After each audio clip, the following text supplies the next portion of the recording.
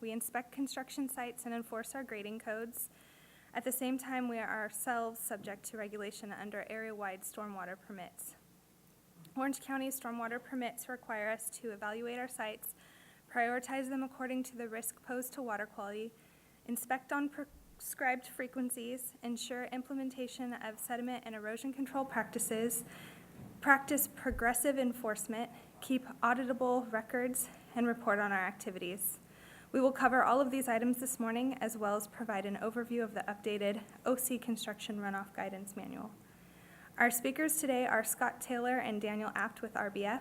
Scott has 28 years of experience in stormwater quality and design and is a recognized expert in the field of construction, stormwater, and erosion and sediment control.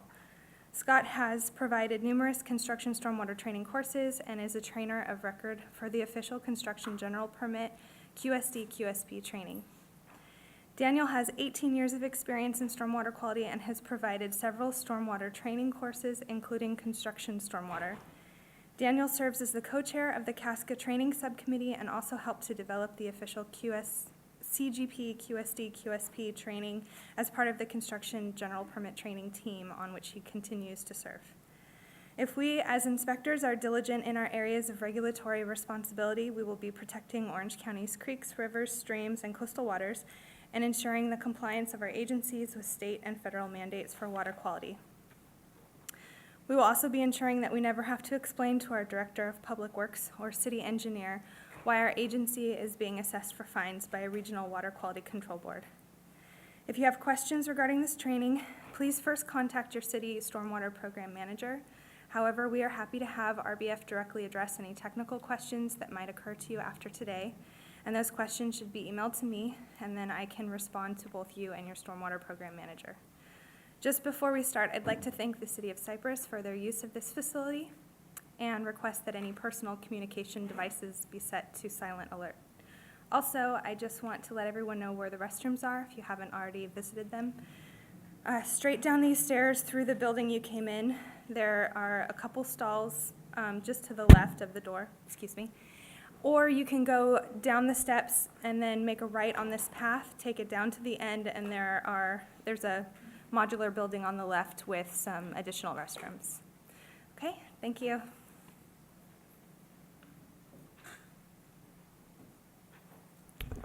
Thank you, Christy. Good morning. You'll have to bear with me a little bit today. I have a sore throat, so if I start coughing, please excuse me. So today we're going to talk about pre-wet season construction site inspection training. I know some of you have attended in the past. We've tried to freshen it up a little bit. There will be an interactive part of today's training today, so that way we'll keep you on your toes. So brief overview of what we're going to go through today. So part 1, 30 minutes. I'm going to go through state and regional regulations, specifically the North Orange County Stormwater Permit. We're going to talk a little bit about water quality impacts from construction activities, and then we'll go through construction stormwater guidance and enforcement. We'll have a quick 5-minute break, and then Scott Taylor will come up. He'll talk about inspections themselves. He'll do a little bit of review of erosion and sediment control, and then we'll do the first interactive exercise. After that, if you guys want a 5-minute break, we'll do another 5-minute break. Otherwise, we can power through. And then the last segment will be 25 minutes. We'll look at small urban and single-family construction sites. Know that they're a little bit different than the larger sites, so really focus on what are the key differences. And then we'll do an interactive exercise for the small sites. So that's our agenda for today, and we'll go ahead and get started. So part 1, regulations, impacts, and guidance. So first permit, construction general permit. This permit took effect on July 1st, 2010. It was adopted in September of 2009. And it's for those sites that are greater than 1 acre. So I know there's a lot of different sizes of construction sites within your jurisdiction, so this applies only to those sites that are greater than 1 acre. It is a risk-based permit, and that risk is based on sediment and receiving water risk. It does have specific training requirements, which I'll go through in a moment. And it was amended in 2012 to remove the numeric effluent limits and receiving water monitoring. So these are the risk categories. So Again, it's based on sediment and receiving water risk. Risk level 1 being the lowest risk, and then risk level 3 being the highest risk. So if you have a high receiving water risk and a high sediment risk, then you are risk level 3. So I'm going to go through each of these risks in order. Risk level 1, and that's determined based on the risk determination in Appendix 1. So for risk level 1, there is no numeric action levels. And it really focuses on the housekeeping BMPs, so those minimum BMPs that have to be implemented on a construction site. Those things include covering stockpiled materials that are not actively being used, storing chemicals either undercover or in a watertight container, covering waste containers at the end of the day and before rain events. All concrete washouts have to be watertight now, and then you're going to be implementing BMPs to prevent track out from that construction site. You also have the BMPs of discontinuing application of any erodible landscape material 2 days before a forecasted rain event. Street washing is now effectively prohibited, so you still need to make sure that you don't have track out onto your streets, but you can't use water to wash that down and wash it into the storm drain system. You want to make sure that soil is covered. Soil cover is required for inactive areas, and that inactive areas is defined as 14 days. And then if you're implementing a sediment basin for your site, you have to use the California Stormwater Quality Association guidelines for designing that sediment basin. So inspection and repair of BMPs, that has to be done by the person known as the qualified SWIP practitioner. And all of those inspection and repairs have to be formally documented. So rule of thumb is if you're doing something on a construction site greater than 1 acre, then the QSP has to document implementation of BMPs, repair of those BMPs. There's also requirements for weekly inspections, as well as inspections during and before and after rain events. All of this information has to be documented and kept on site for at least 3 years. Any repairs that have to be made based on the inspections have to be completed within 72 hours. There is no rain event action plans for the risk level 1 sites, and you only have to inspect during business hours. So it really depends on what the business hours are for that particular construction site. If it's 8 to 5, Monday through Friday, well then you're only doing inspections 8 to 5, Monday through Friday. If that construction site normal business hours are after hours or on the weekend, then that's considered normal business hours and inspections are required during those business hours. There's also what's called a quarterly non-stormwater inspection. So essentially you're looking on a quarterly basis for any potential for non-stormwater to discharge off the site. So for risk level 2 and 3, these are the additional requirements to everything in risk level 1. So you have numeric action levels, and they're for pH and turbidity. So pH has to be retained through or maintained from 6.5 to 8.5. That's the range. If you're outside of that range, then you've triggered that NAL. And for turbidity, you have to be under 250 NTUs. So rain event action plans are required for risk level 2 and 3 sites for all phases, and even in inactive sites. You have to provide effective soil cover for inactive areas longer than 14 days. So you're making sure that you're putting in those erosion control BMPs for those active areas as well. And then there's a requirement to put in sediment controls at the top and toe and face of slopes to segment them, making sure that we're essentially slowing down the velocity of that stormwater that's coming off those slopes. For the risk 2 and 3 level sites, you're limiting all traffic to the designated entrances and exits. So making sure that you have defined entrances and exits with the proper controls for track out at those exits and entrances, and that all traffic is only going through those areas. Roads need to be inspected on a daily basis for any track out, and that track out needs to be cleaned up on a daily basis as well. And then the rain event action plans have to be developed 48 hours prior to a forecasted rain event, and it have to be implemented 24 hours prior to that rain event. There is sampling required for the risk level 2 and 3 sites. You're collecting essentially 3 samples per day, and you're using your pH and turbidity meters for those samples to see if you've triggered the NALs. What you're trying to do with those samples is you're trying to characterize your entire disturbed area of that particular construction site.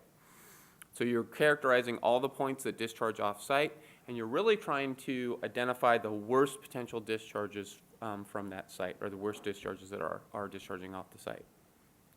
There's not a requirement to sample if it's dangerous or if you're outside of business hours.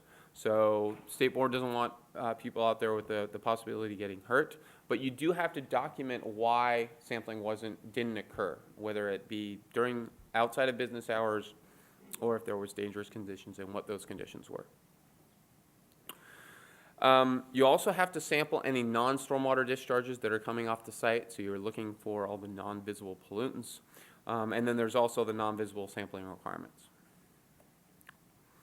So what if you have a numeric action level exceedance? So what do you have to do?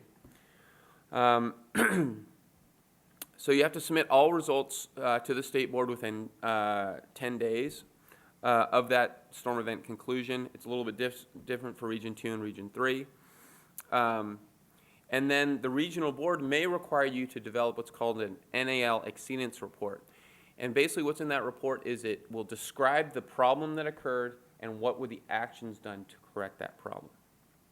So the next step is then you'll examine all your BMPs, you'll take the appropriate action to reduce that value to less than the NAL, and it's an iterative process. So it's a continuous do loop until the next sampling you have shown that that NAL is no longer being exceeded. So I did mention that there is a training program. As Christy mentioned, I'm the CASCA Training Subcommittee Chair. I helped develop the QSD, QSP training. And what we have is we have a model of trainers of record, of which Scott Taylor is a trainer of record. They had to go through and submit a statement of qualifications, and they must have been already a qualified SWIP developer. Then they went through and attended a TOR orientation workshop. And what they're doing is then once they've gone through those steps, they are the authorized trainers of record to provide this training, and they're the only people that can provide those training. Currently we have about 108 trainers of record within the state. They are listed on the CASCA website, and so you have to take the training from them unless you're a professional engineer, and there's a different process on the State Board's website to be able to get your QSD or QSP through that process. Through the CASCA training, there is an outline that's provided, and essentially that outline requires essentially 24 hours of training for the QSDs and 16 hours of training for the QSPs. This is an outline of essentially what's involved in that particular training. So both the QSDs and QSPs have to go through modules 1 through 6, and that covers training regulations. There's a review of erosion processes and sediment control, actual implementation of the SWIP. That goes through the construction site BMPs, and some of that you will hear today from Scott, monitoring and then reporting. And then the QSDs who are developing the SWIPs actually go through modules that cover the SMARTS program, project planning and assessment, SWIP development, and the permit registration documents, and then ultimately project closing. So more guidance on the CGP is available at the State Board's website. Through this link. There's the fact sheet, orders, attachment. One of the most useful things on this website is the frequently asked questions. So if you have a question about this permit, that would be the first place that I look. The State Board has done a great job of updating that on a continual basis based on input they've gotten through SMARTS, through the CGP training team, or just emails they've received regarding the permit.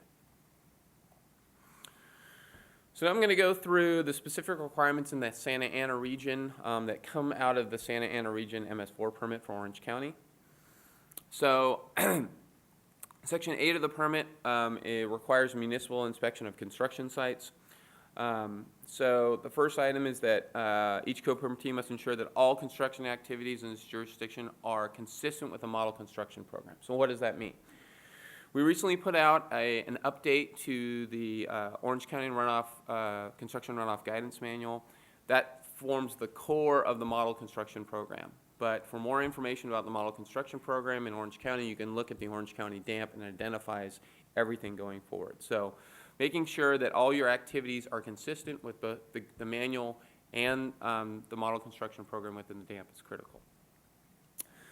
All of the permittees in North Orange County also have to maintain an inventory of all the construction sites in its jurisdiction and have been issued building or grading permits and, and include the following activities: soil movement, uncovered storage materials and waste such as dirt or sand or fertilizer, and then exterior mixing of cementatious products. So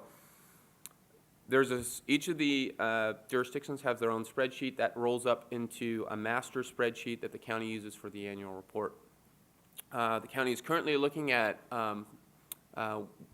we're developing the report of waste discharge, and we're looking at developing an overall county-wide database. It's a little bit, uses better technology, a little bit more interactive, make it easier for all of you as well as the inspectors to track construction sites. So that's currently being proposed in the report of waste discharge. Then once you've inventoried all the different construction sites, you have to characterize them or prioritize the construction sites as high, medium, or low threat. There's a variety of different factors that go into that evaluation: soil erosion potential, project size, site slope, proximity, and sensitivity to the receiving waters. So for your high priority sites, 20 acres or larger, over 1 acre, that is tributary to 303D listed water for sediment or turbidity, or tributary within 500 feet of an area defined by the ocean plan as an ASBS, an area of significant biological, or area of special biological significance. The medium priority sites are between 5 and 20 acres. Okay, another part of Section 8 is actually conducting the inspections with limitations on municipal actions consistent with the constitutions of California and the United States. So you want to make sure that you're consistent with the requirements there. You're making sure that you're compliant with your specific ordinances, you're compliant with the model construction program, and then the construction runoff guidance manual. That checklist includes, for the inspections, includes verification of CGP coverage for those sites that are greater than 1 acre. You want to make sure that there is an erosion and sediment control plan for each of the sites that you're inspecting.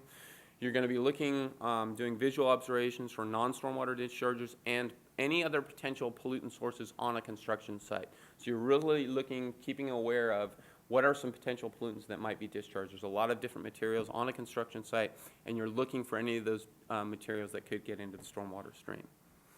You also are looking for compliance with ordinances, permits, WQMPs, and the construction runoff guidance manual. And then you're also doing an assessment of BMP effectiveness. And that's part of what we'll be going through today, is to how better understand what's a good PMP and what's a bad BMP. So there's different inspection frequencies. Dry season from May 1st to September 30th. You're only essentially inspecting to ensure that sediment and other pollutants are properly controlled on a construction site. During the wet season, it's a little bit different. For your high priority sites, you're actually doing them once a month. So that can be pretty significant during the wet season, depending upon how many construction sites or high priority construction sites you have in your jurisdiction. Medium priority sites is twice per the wet season, and low priority sites is once per the wet season. Just something to note, in the ROWD, we are proposing to change this, modify this a little bit so that we'll see if the regional board accepts that, but really trying to reduce the number of inspections that you have to do. So what we're changing it to is for the high priority sites, it would be once during the wet season, and then for medium and low, high priority sites would be twice per the wet season, and then the medium and low would be only once per the wet season. So really trying to reduce that impact. We've actually seen trends of compliant sites. There's a good trend, and the number of non-compliant sites are going down. So I think we're validated by making that request. We'll see if that holds true with the new permit next year. And then the last thing is establishing a consistent enforcement program for non-compliant sites. So essentially what the regional board wants to see is making sure that you have a protocol that you can follow for those recalcitrant sites. So those sites that you go out and you identify there's BMP deficiencies, as long as they're making an effort to change those BMP deficiencies, great. If they're not, you have to have a protocol in place to identify what the enforcement will be if they are not complying. There's a variety of different sanctions here, a lot of different tools available at your disposal that you have the enforcement to be able, or the, the ability to be able to enforce. And then if there's any violations, you have to notify the regional board within 24 hours for those sites that are an imminent threat to human health and the environment. And then also a written report to the regional board within 5 days detailing the nature of noncompliance, corrective actions, or other information. You also have to respond to complaints from third parties in a timely manner.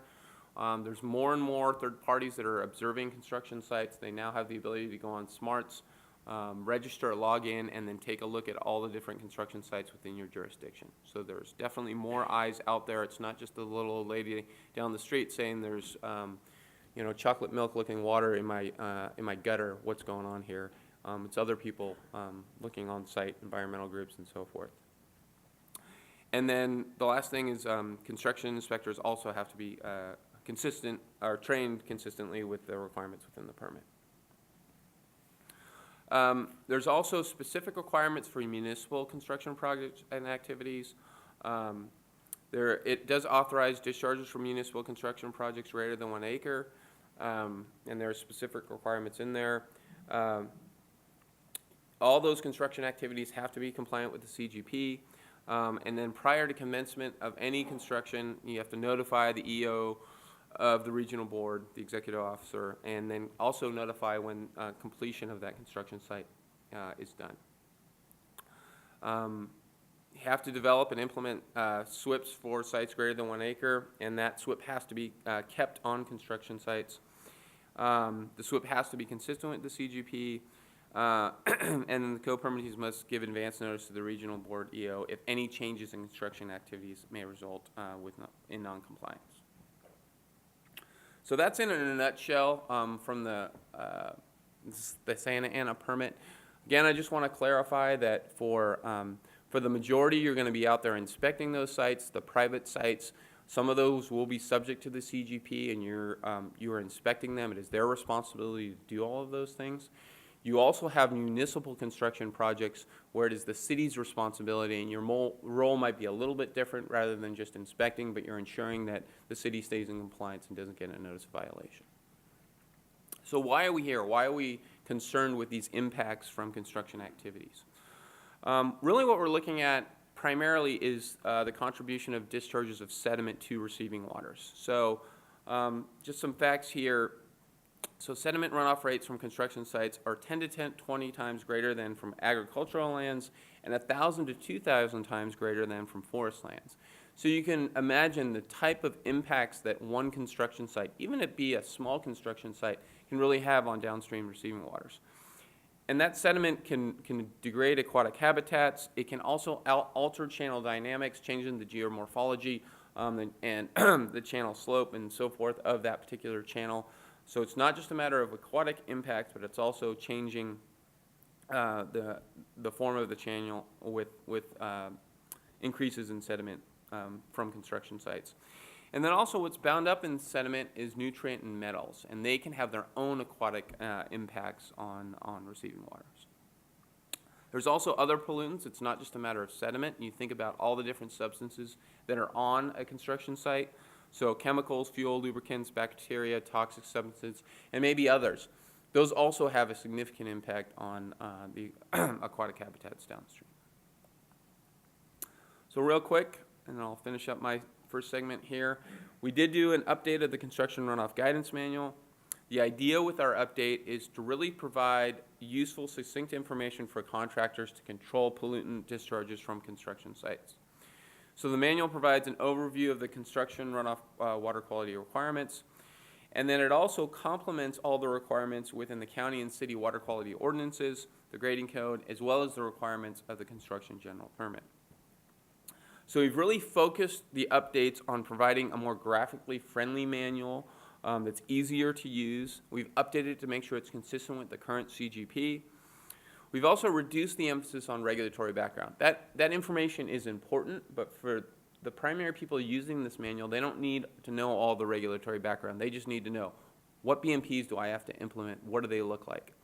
So we put all of that information, all the regulatory information in the appendix. We've also included permit determination flow charts. People need to understand, what permit am I subject to? Do I have to implement a dewatering permit and so forth? So all that information is in there. And then a couple years ago, we did an erosion control BMP field analysis for the county, and so we've integrated the results of that into recommendations on what makes sense on the application of some erosion control products. So this is just the table of contents, introduction and overview. We have project-specific requirements, and then we get into the details of the best management practices.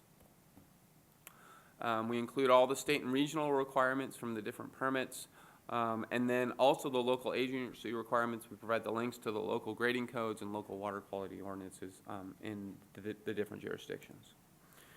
And then the details on the best management practices, a BMP overview diagram, the minimum site BMP requirements.